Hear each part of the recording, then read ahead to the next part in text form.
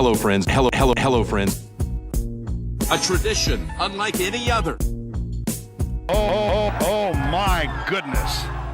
In your life, have you seen anything like that? There it is! Adam Scott, a life changer. Mashed potato! Here it comes. Welcome back to the 19th Tee. Drew's with you for another episode tonight. Joining us is one of Australia's rising talents in Jack Thompson. Jack tells a fantastic story about his career, obviously a very quick ascension through the ranks from joining at about the age of 7 with a handicap of 31 to getting to scratch just a handful of years later, and then kind of falling out of love with the game to an extent. Really enjoying cricket, and then just a really interesting story about how he fell, I guess, back in love with the game, and how I guess he really became to being a professional golfer. So a wonderful story to hear from Jack Thompson. Of course, before we do get to that, if you are new here, we'd love you to rate and subscribe and review us. We really do appreciate that. That helps us out massively. And then, of course, to our friends at Cobra Puma, they have the new range of drivers and irons and woods out as well, the LTD-X. You can absolutely get in touch with any of your local golf stores and get your hands on them. They are fantastic clubs. Our friends at Sure Shot, Gage Roads and Oakley, thank you for your continued support. And of course, to the Golf Collective as well, the 19th Tee is the code you need there to get a very, very cheap managed handicap. So thanks to all of our partners for their ongoing support. Without any further ado, let's get to Jack Thompson. All right, Jack, welcome to the 19th Tee podcast, mate. Great to have you on. Yeah, thank you very much. It's good to be here. I've had a few of my mates come on here, so I'm looking forward to being a part of it. One that we've got to get right off the very top. We've had Louis Dobler on recently, who told us about a nickname that I think that you might have coined for him. And Jed Morgan actually told us about this as well. And it's a nickname for Louis Dobler that's Atlas. And we're very Atlas. Okay.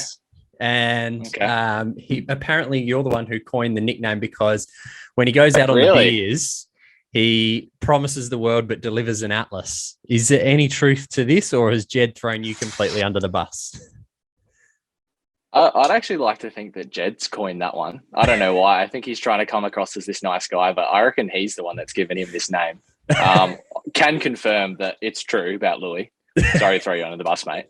But definitely he's a bit of an Atlas, but I'm not going to take credit for giving him that nickname. I'm not sure why Jed isn't, because it's actually pretty good. But it's a great nickname. Yeah, it's awesome. It fits in pretty well. And you know what? He doesn't like it. So that's even better when you try and get a nickname for someone and they don't like it. Like, that's the best part. That's what makes a good nickname.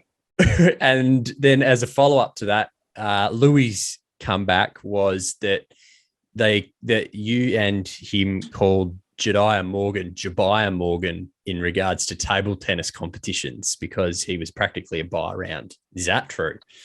I mean, to be honest, both of them are pretty shit. Like, it's funny that Louis does say that, because honestly, and like, I'm surprised. Well, he hasn't mentioned it because he does suck, but we would have played 75 games and it's 72-3 my way. So if that doesn't scream buy, I'm not sure what does. I think maybe he's trying to deflect it away, but Louis is just all in his head when he plays. He's actually all right, but I think it's just because of the scoreline. Like, I feel like Jed, when he's going well, like most of the time he's pretty on. Same with Louis. I feel like Louis is probably a bit more streakier, but I'd say Louis is probably more the buy than Jed. He did talk you up. He did talk your table tennis ability up. And did he? Wow, that's nice of him. Yeah, you were clearly the best of the three. But I mean, I guess out of you've obviously got a good bond with those two, I imagine. Yeah. Have you lent on them? How have you sort of, worked with them over the past few months as well? Because it has been a challenging time for Australian golfers, particularly. I won't say Australian golf, because I think Australian golf's probably we've been doing all right. never been in a better position. But for a golfer, and we'll get to your decision to turn pro and all of that very shortly. But have you sort of lent on the likes of Louis and Jed and the other guys your age? Because there's a really good cohort coming through at the moment. of which you're certainly part of it. Yeah, definitely. I think it's only good to have so many guys coming through as well. Obviously, it's competitive, I guess, for rookie selections or whatever, that sort of stuff. But you always, I think, want to be up there, and you always want to be better than each other. As long as you can do it in a nice way, it obviously doesn't get hurtful or anything like that, if you know what I mean. But it's always nice that we sort of push each other, and you just want to be better than each other in a nice way. So just general competitiveness, and I think that shows even with table tennis. Like we just want to beat each other and have fun. So I think that it's great that we've all got that going. So and it's pretty good. I mean, now that we're all pro, it's pretty cool to say this is our job and we can travel around and have fun when we're on tour and that sort of stuff. So definitely makes it less lonely, and you've got your friends there with you. So yeah. 2021, as we were kind of just talking about, and the 2022 wraparound season. Is it a season? Is it a year? I think we're just going to go with season. That might be the easiest way. It's been a good season for yourself. Obviously, you had the win at Gippsland Super 6, which we'll get into in a little bit more detail in a moment. And then a good performance at the Aussie PGA as well, a T12 finish. And I mean, realistically, if you take Jed's incredible performance out of it, you were 5 shots off second place, which is a really strong... a little bit better. It is. It's a little bit better than however many. I don't even know what he finished in the end. I know it was a lot, but 22 under, I think. Yeah. So I mean, I was a fair few back of that. Yeah. So was everyone else, to be honest. So was Andrew Doak, who was second. But I mean, the 2021-22 season has been a really good one for yourself. I guess it must be pleasing to build a bit of confidence, I guess, kickstart your pro career moving forward. And I'm sure we'll touch on the win very shortly, but just, I guess, 2021-22 season as a whole, how have you found it? Yeah, I mean, obviously it was great to win the second event of the season.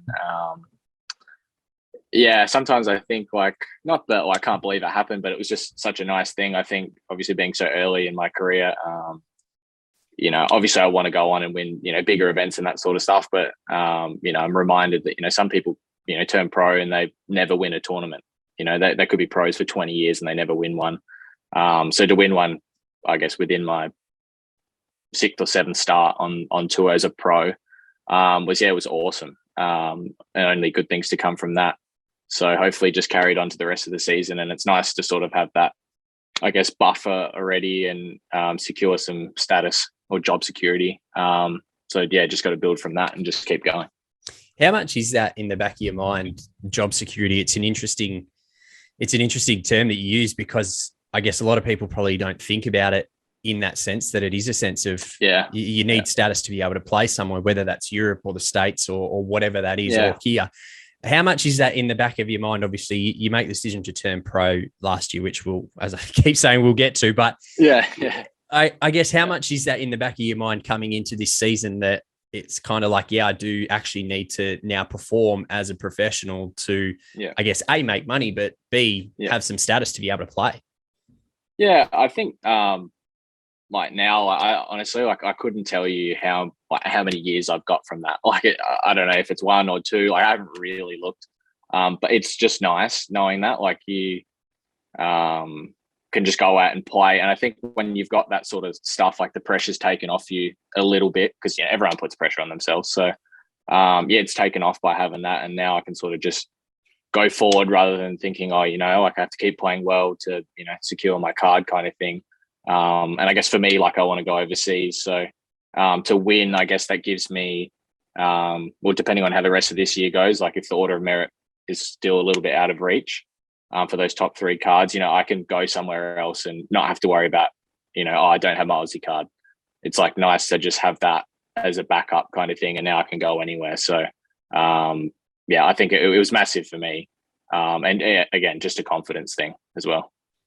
How much is that order of merit sort of in the picture for you at the moment? Because I'm just looking here, you're 13th on the current order of merit. The top 3 are going through. I would say that Jed is probably pretty well I think secured. He's got it wrapped up. I think he's got to have a few beers now and park it up, and I think it'd still be fine. So I think so. But 2 and 3 are still certainly up for grabs. And then there's guys like Louis Dobler, who's certainly he's 5th, but he's going to head off overseas soon. So there are going to be guys between you and those other positions that are going to not play as many events, and not sure what your plans are for the year, but how much is that in the picture for you, that order of merit?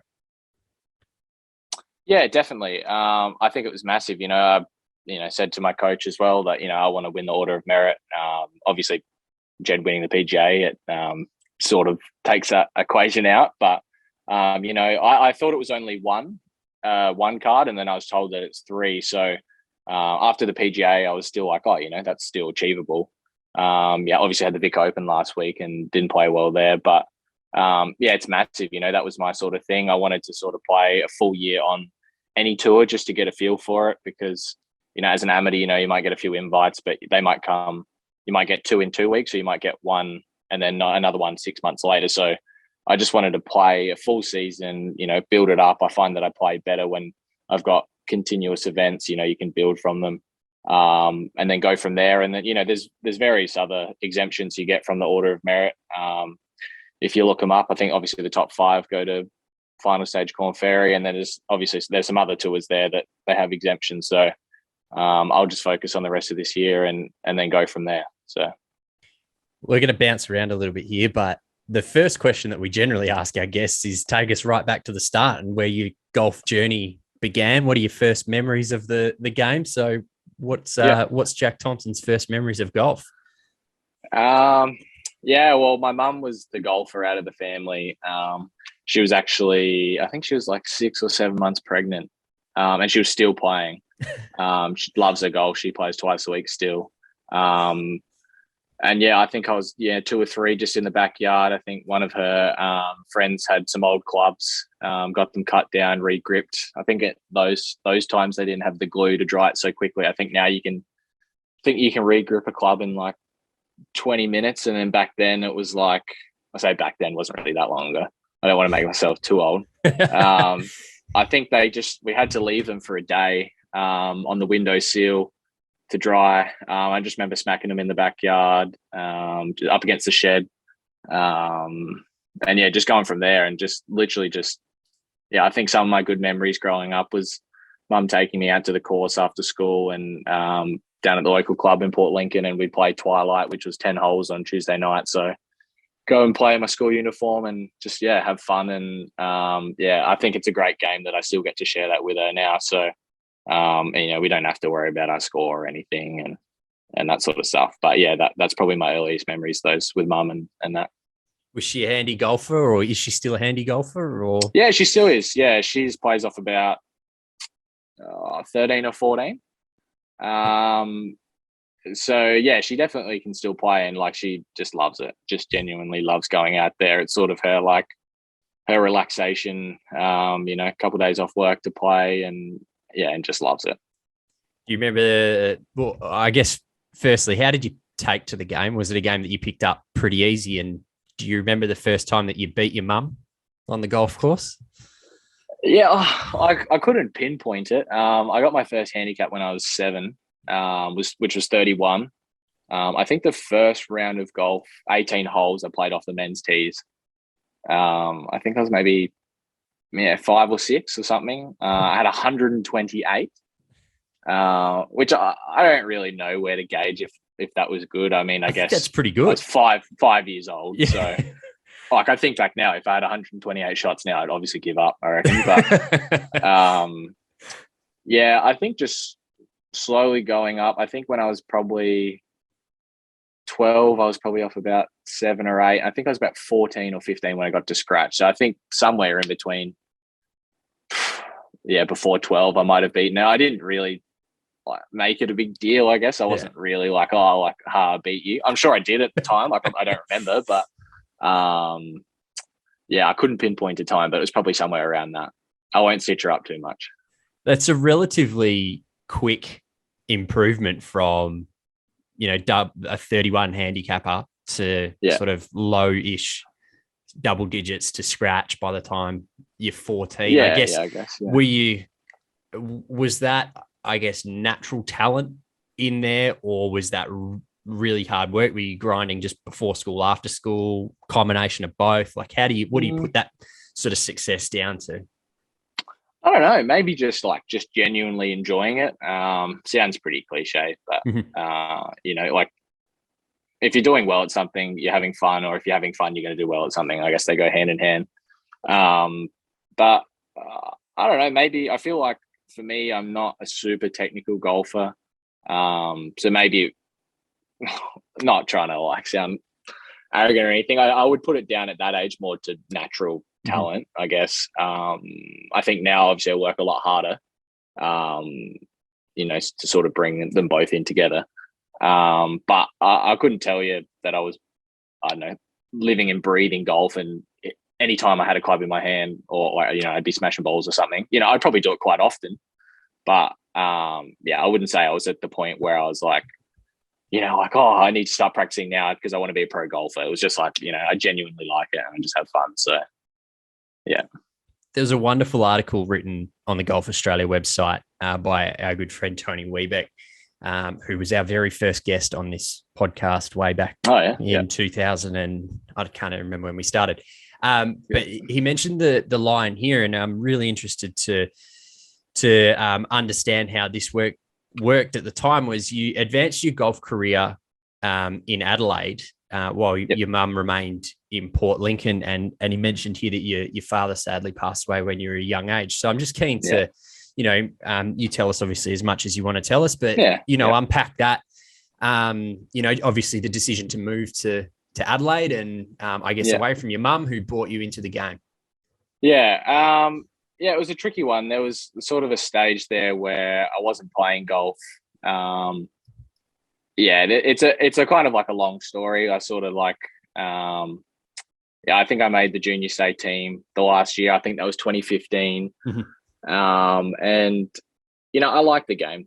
I think at that point, I'd been playing cricket for a few years. Loved playing cricket. It was so awesome. I think playing golf, it's obviously fun and stuff, but when you're that age, all my mates back at school were talking about, their footy games on the weekend and, getting around at the club and that sort of stuff. And I guess the thing that was easier for me was cricket. I can't say I'm the hardest nut. I wanted to play footy, but I know that I'd just be a softie. So I guess cricket was the closest thing. And I thought I was pretty good at it. Enjoyed it as well. So I guess that took a lot of my attention, and there'd be times where, I'd want to be, I think Colts we'd start at 8:30 and then finish at 11:30, and then we'd have an hour break, and then we play A grade after. And that was 12:30 to 6. So on a Saturday, where obviously Saturday is the main golf day, if you're at school, I was like, I don't really want to play golf. I want to play cricket. So a good period of time there was more into cricket. I still played a few tournaments and stuff like that. And then pretty much from 2016 to 2017, I didn't really play any events. I was sort of coming out of school. I didn't really know what I wanted to do. Was just super unsure. A lot of guys from my school went to uni, and I was a bit like, I don't really want to go to uni. I don't see that path. And I sort of guess I just got stuck in the trap. I'm from a small town, and I guess it's very easy to just sit around and do nothing kind of thing. And then, moved to Adelaide for different reasons. And then I guess for that, things didn't really work out, and I was kind of over in Adelaide, by myself kind of thing. And I was like, what am I going to do now? Wasn't really sure what was happening. And I actually tried, rang up one of the unis, and I actually didn't know what my ATAR score was, because I was like, uni, I'm like, why would I need that? I didn't really try at school for that, and I regret it now. Well, obviously not. Hopefully I don't go down that path. But at the time I was like, why do I need an ATAR kind of thing? So I rang them up, and I was like, I was just trying to think of things that I want to do, and I think naturally I gravitate to sports. So I thought, maybe I could be like a PE teacher or something like that. And so I remember ringing them up and being like, what was my score? Because from being from the country, you get bonus points. And they're like, this is it. And then I looked it up, and it was like, I didn't have enough points to do teaching. And I was kind of like, well, there goes that plan. What am I going to do now? And then, I didn't really do that much. Kept, going out with my mates, having fun.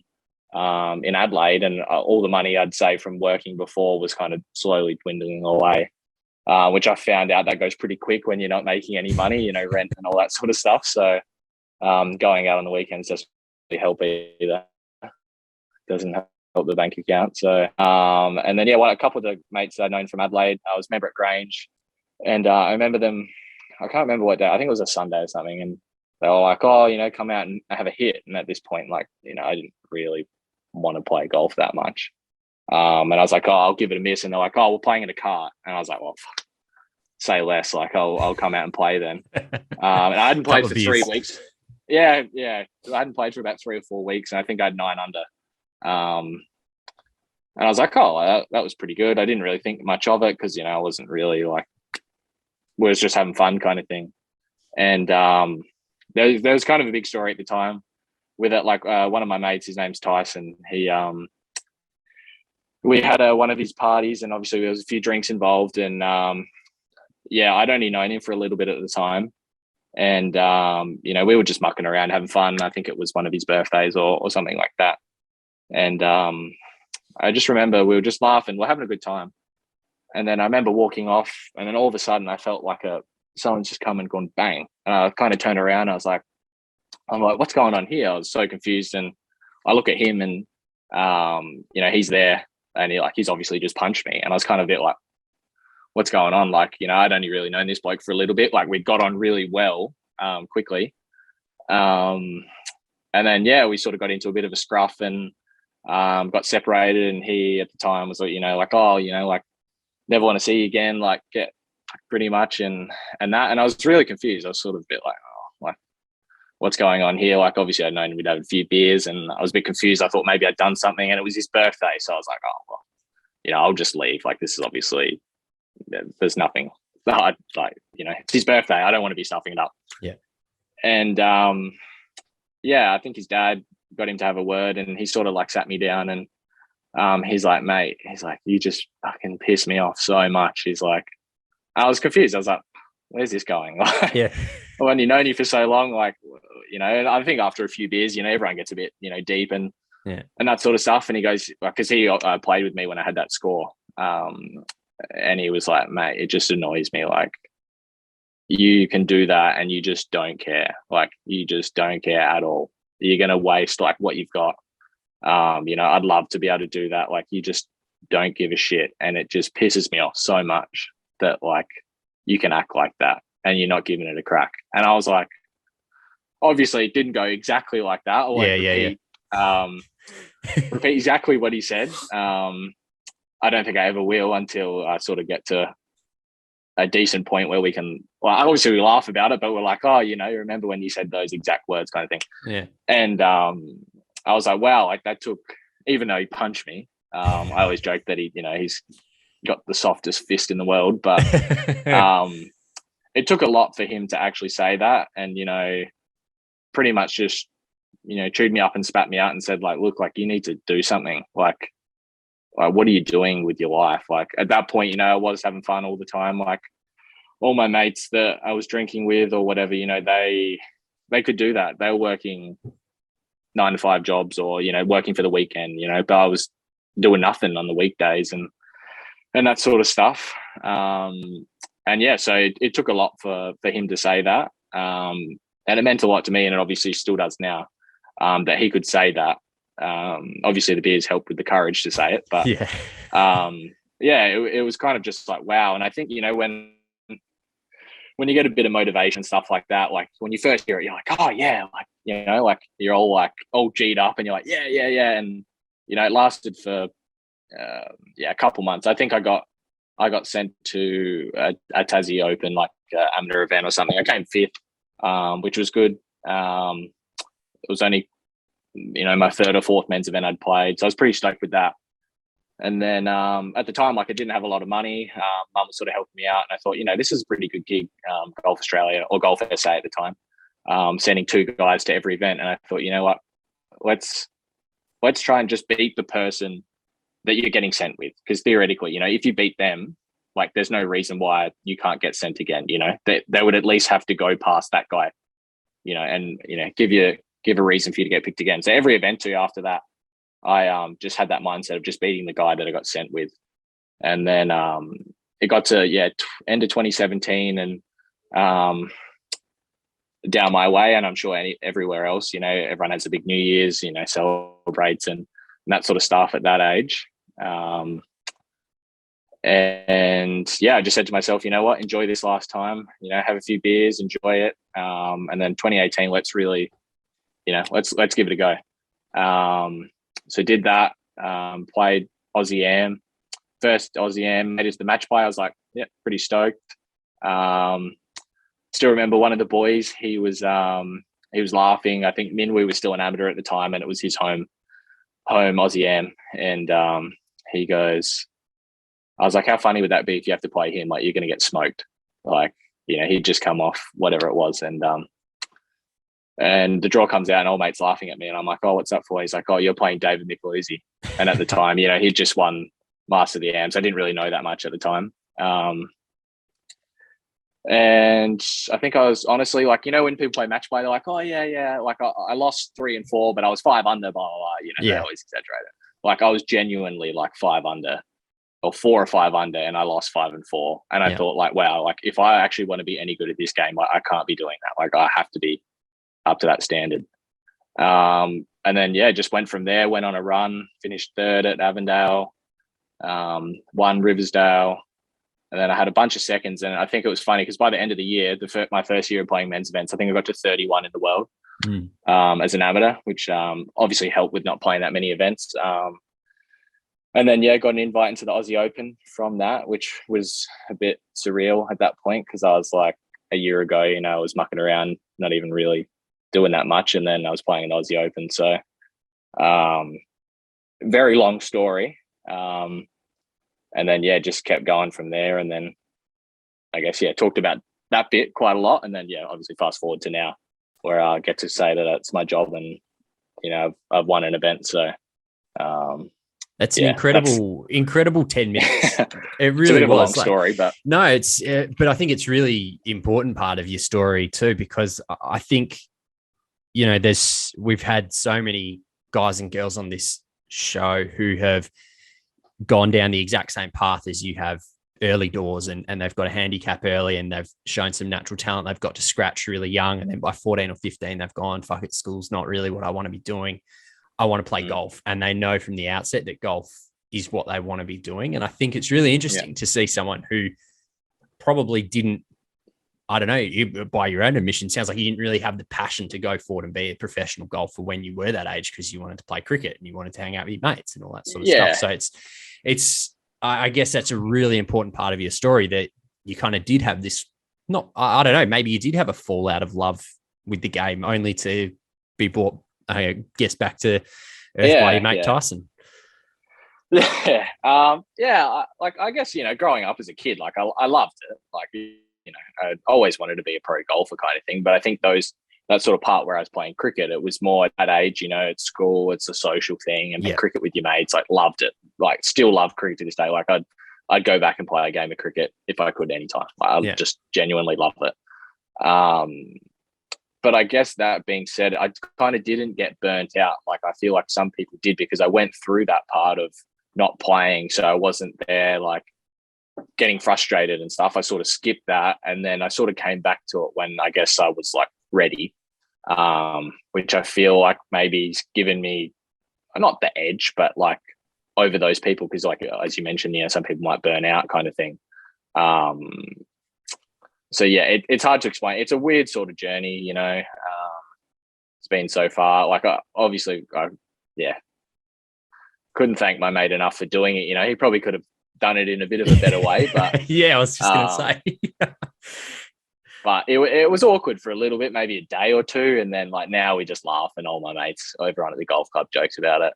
Not so much anymore, but like the time, but he definitely helped me out in that sense. Like who knows, like if he didn't do that, I could still be here. You never know. So interesting. I guess fast forwarding through there, you win at Riversdale.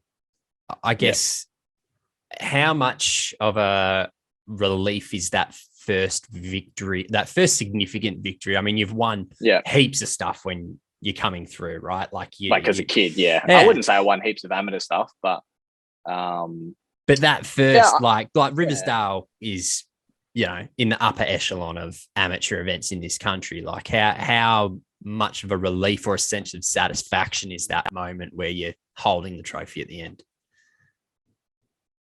Yeah, I mean, it's funny. Like at the time, like I hadn't really played many men's events. You know, there's guys that talk about. I think there was like a Lake Macquarie amateur, a Port Macquarie. Like, I didn't really know that much, and like obviously going to the event, I was like, oh, like you know, it was really well run. Heard great things about it, but I didn't really know that much of it. So when I kind of won, I was a bit like, oh yeah, like this is pretty good. Like I didn't really know that sort of stuff about it. And it was kind of early on as well. Like I think that would have only been, sixth or seventh men's event. You know, like I'd obviously played the classic Golf SA Classic when it was there, but I hadn't played any other men's events interstate. So it kind of was a bit like, not so much in a relief, but it was just like, oh, like, wow, that was pretty good. Like, you know, let's keep going from there. But yeah, I'll always remember it. I mean, it's the biggest amateur tournament I won. So yeah, not much else to say, I guess, about that. But yeah, I guess fast forwarding through now to the professional ranks, 2021 is when you make the decision to turn pro, I guess, relatively early in the year. 2021 will probably go down as one of the more crazy years, I guess, for the world more broadly. And, you know, that rolled into 2022. But for golf in Australia in 2021, as I kind of alluded to at the top, I mean, the game boomed. It was phenomenal at the grassroots level, but at the professional level, as is well documented through our podcast, the game really suffered. And I guess professional players like yourself were the people who suffered the most because tournaments weren't running. I guess how difficult, or I guess maybe can you take us through that decision to turn pro at that time? Was it sort of a set timeline that regardless of where we're at, I'm going to turn pro in at that time? Or, you know, take us through that call and who did you consult? Yeah, so it's funny. I think, early 2020, I was only just starting to play pro events properly. I think 2019, I played Japan Open. I finished low am. And I was like, wow, that's pretty good. Like for me, like I think I'd only made one cut before that in a pro event. So it was a pretty big step for me. And I thought, you know what, like, you know, I was only 22nd, but I was like, that's not too bad. Kind of thing. And then 2020, I lost in a playoff to Anthony Quayle at the Queensland Open as an amateur. Didn't really know that much about it at the time, like what it could mean or anything. I was still pretty annoyed, but then at the same time, I was pretty happy. It was a bit of a weird one. And then that would have rolled on. I would have done, you know, the UK US trip that all the amateurs do. And then I was looking at turning pro at the end of 2020. And then fast forward to March, and the world was like, I don't even know how to put it. I'm not even going to attempt to say, but it was pretty fucked, I guess. But so it was, I really didn't know what I was going to do. And then I got into, I can't remember what it was, maybe the NTPGA was at the end of 2020, played that, and then still didn't really know where things were going. I still wanted to go overseas again one more time. And then it came to the Aussie Amateur at Kooyonga. That bloody one. Completely stuffed up the last round. And I guess from that point on, it was kind of like, well, where do you go from here, really? Obviously, super disappointed to lose. Would have loved to have won. And it was kind of like second place. If I'd finished second place, it wouldn't have really done anything for me. I didn't feel like I had to prove anything. It was first or nothing for me. So I guess losing that, it was kind of a bit like, you know, that would have been great to put on the CV, but you know, what can I really do now? My coach, he's the high performance manager for SA for Golf Australia, Adrian Wickstein, my coach. he was kind of like, oh, he obviously has the inside words for that sort of stuff, and it was going to be hard as an amateur to travel. I think a lot with government restrictions, because it was like, it's not your job, it's not essential that you go. Yeah. So he pretty much said to me, look, like, if you want to go overseas, like, you're going to have to turn pro. And I was always in the boat. I was like, I never want to turn pro unless I have status somewhere. And, he's always, I guess, believed in me, as a good coach does, and said, like, mate, like, just grow a set. Like, you'll be fine. Like, you're a great player. You don't need to feel that, to be comfortable and just be like, oh, yeah, like, I'll turn pro now that I got status. He's like, just go out there and just give it a go. And I was still a bit like, and at the time, like, I remember he had a chat with me and he was like, about turning pro. He's like, yeah, like, let's do it. This was after the Aussie Am. And then he's like, well, like, how are you going to pay for all this? I honestly had like $300 in my bank account. And he's like, what are you going to do? Because I was at the time, I guess, going back, once I said, I want to give it a go, I was very fortunate that my mum was like, I'm happy to financially help you out. Like, you really want to give this a go, like, I'll help you out. But that can only go so far. Like, mum wouldn't have 50 grand, 100 grand for me to turn pro. So he's like, well, what are you going to do? Like, how are you going to fund yourself? And I was kind of like, yeah, like, you make a great point. You got to pay your affiliation fee. You got to pay for the event. You got to get to the event. He's like, what are you going to do? I literally remember, I was like, I have no idea. I was like, I kind of felt like, for me, like, in a non, like, lazy way, I'm like, things just always work out for me. Like, it'll work out. Yeah. And then I was lucky enough to, get the rookie scholarship from Golf Australia. But that was half the problem. Like, I was getting the money, but, like, yeah, as you may know or not know, like, they reimburse you. So you pay for it yourself and they give it back. I couldn't even pay for things. Like, I couldn't pay for it to start off with for them to even reimburse me. So that was a problem. And then, I was lucky enough. A member from Royal Adelaide, he helped me out, gave me a bit of money, which was super nice. Always thankful for that. Like, can't thank him enough. And then off I went. I found out I was getting, I think there's 3 events left in that year. Found out that I was going to get a start in the last 3. And then, went, let's pull the trigger. Let's go. Let's give it a crack. So, yeah. What is it, do you think, that amateurs are waiting for before turning professional? Because we so often hear about, I was just waiting for the right time, and I'm keen to understand, like, what that right time might be. Obviously your story is a little different, but, like, I think of Akshay Bhatia, who we were talking to, Josh Armstrong a couple of weeks ago, and who played with Akshay in the Junior President's Cup. And I reference Akshay because he just turned pro at the age of 17. He was like, I'm going to go out and get this experience and I'm going to start. And clearly he's got financial backing behind him to be able to do all of that. But what is it? Nice. Yeah, must be nice. What is it, do you think, that the amateurs are necessarily waiting for when they say it's the right time, I guess? It's funny you say that, because I always said that to my coach. I always said that to Wiki. I said, like, I'm just waiting for the right time. And he's like, that's bullshit. And he's like, what are you waiting for? Like, kind of thing. And, like, I do agree with him. It's not like you're like, oh yeah, I've done this. Like let's tick it off. Like, that's what I need to do. I think it's kind of like, I guess for me, I needed a bit of a push, but deep down it was like, I kind of knew that it would be the right time. You're always hesitant. Like, when things change, everyone's a little, bit cautious and take a step back, but it kind of just felt right. And I think for me, I just wanted to make sure that, I'd contended in a few pro events, that I knew what it was like, I guess, being up there and being in the heat of the battle. And, I didn't want to just turn pro and then I'd never done any of that. And then I get there and I'm trying to win my first event and I'm like, well, what do we do here? Like, do you know what I mean? Like, I didn't want to do that. So I guess for me, just like, making cuts, contending,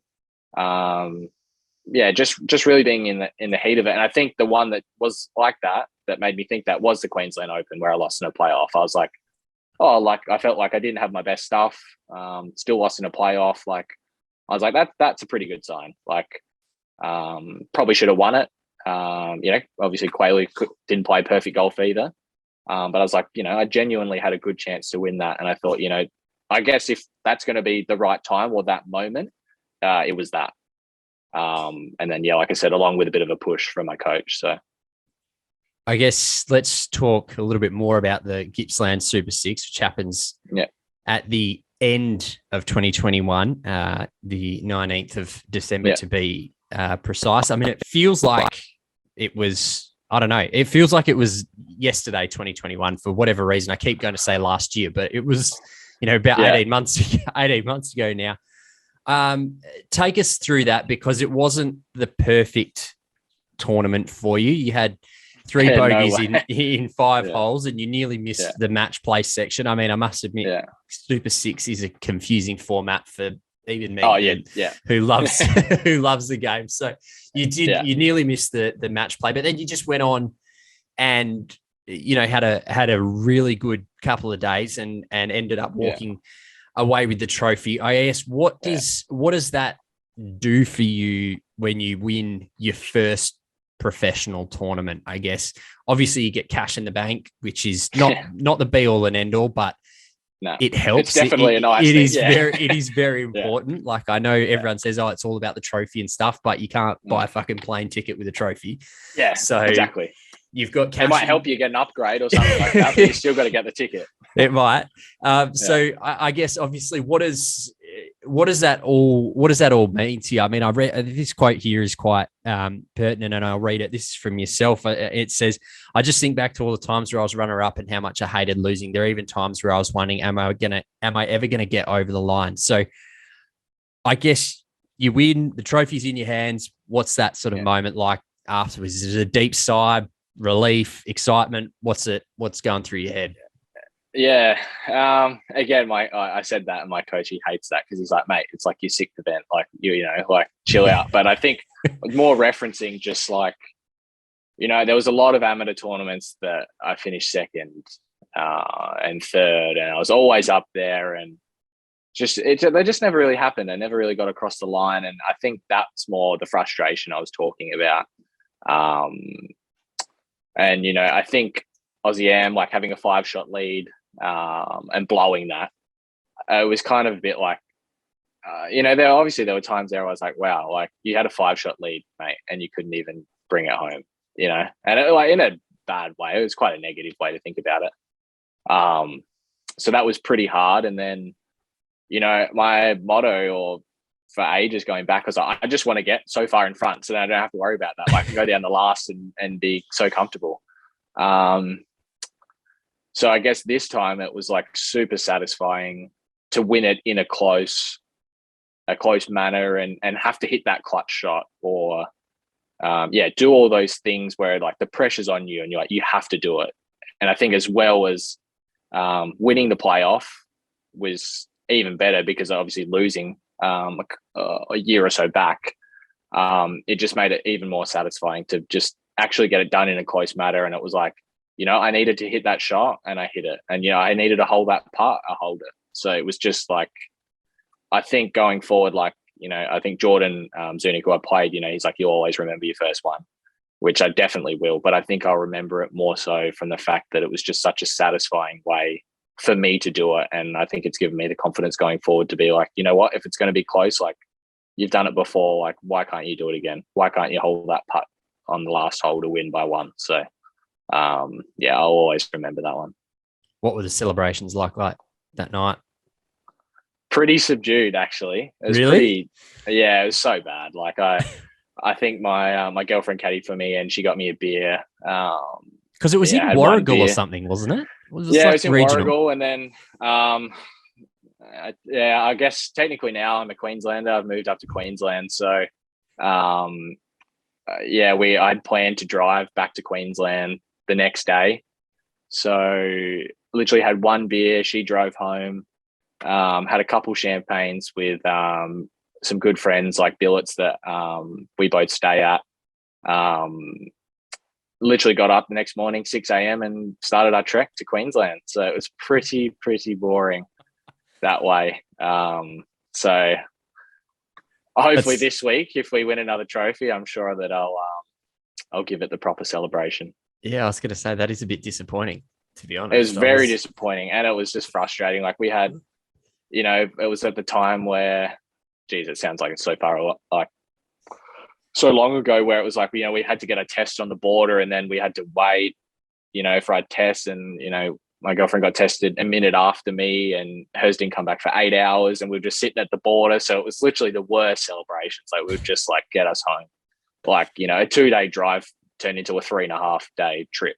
So it was like, but then at the end of the day, we got back and I was like, well, I still won. So it was all right. I didn't mind it too much, but. A couple of quick ones before we let you go, and because appreciate it is late over on the East Coast.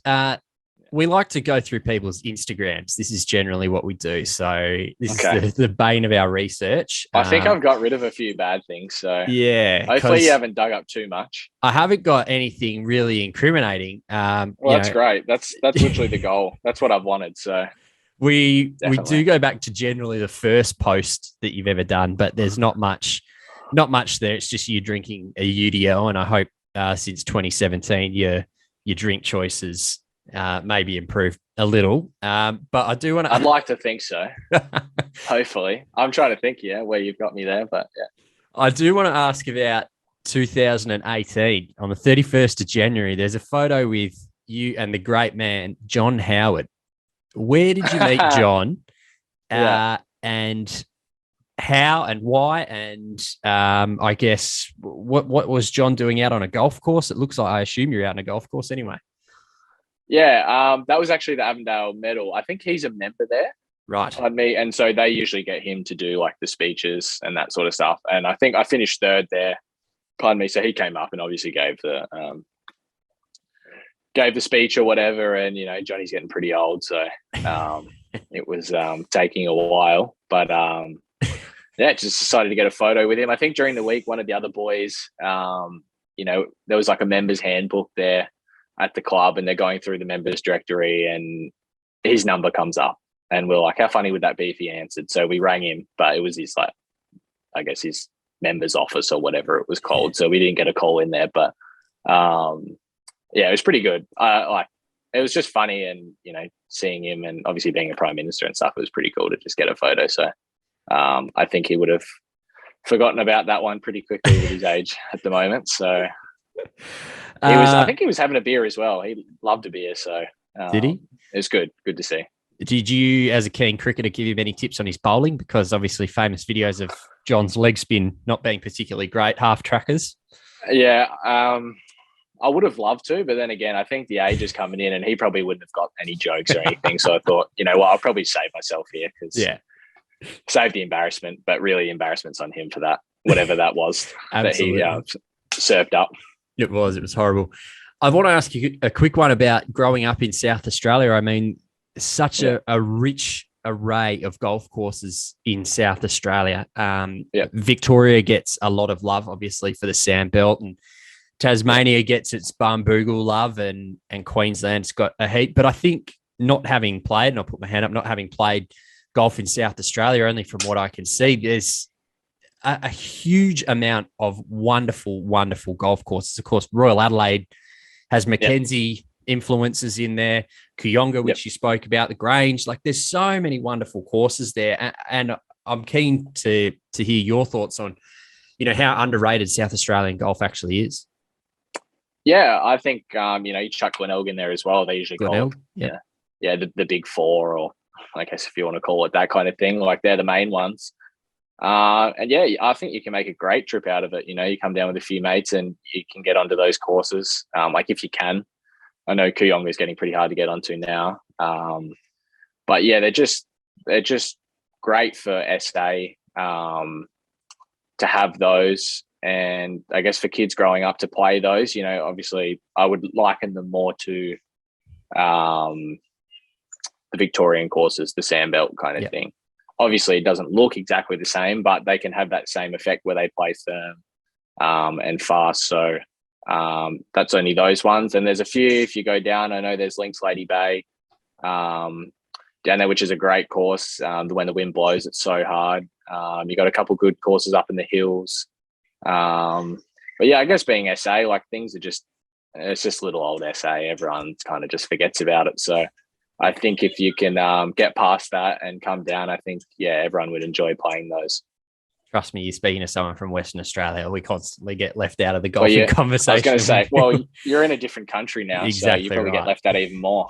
Apologies, the Republic of Western Australia. But Links Lady Bay is another interesting one. We do obviously a lot of work with Blitz Golf, as our listeners would know. So, doing some great things. Yeah.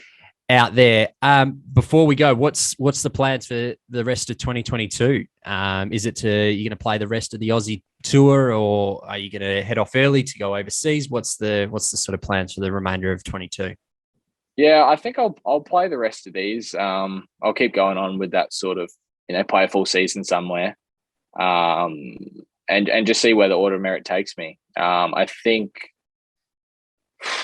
depending on what happens over in WA, whether those events go ahead, the season might end at Concord. Who knows? So I think most of the Q schools and those other tours, they sort of can start after that. So it's actually not really conflicting. So I'll just play the rest of this year, then see what I finish on the order of merit, and then just reevaluate with my coach, where we want to go. Like if, I finish in the top 3, we're laughing. If I finish in the top 5, we're laughing. Finish in the top 10 or wherever, we'll be laughing. But we just got to work out what leads to what. And yeah, I guess just not get too ahead of ourselves in trying to be like, oh, let's finish this in a particular, like at this level or this number, and just wait to see what happens. I think a couple of the events I've sort of put a bit of pressure on myself to do well, and you just can't do that because the tournaments that I did well at the start, like I was thinking of the order of merit, but I wasn't really thinking of it. So I just got to relax and just do what I've been doing, take it one week at a time. The cliches, they're always so shit, but they're also so true as well. So we'll just go from there, see what happens. So we wish you the best of luck, mate. You've got the TPS Murray River, of course, in honour of Jared Lyle this week. So hopefully things go well for you there, and hopefully things go well for the rest of the season. And we might see you over here in WA. Who knows what it all looks like? But best hopefully, of luck. I'd love to come back. Absolutely, get out to Kalgoorlie and out to Royal Freo as well. So very best of luck for the rest of 22, mate. And thanks very much for joining us on the 19th tee. No, thank you very much. Thanks for having me. Look forward to coming back.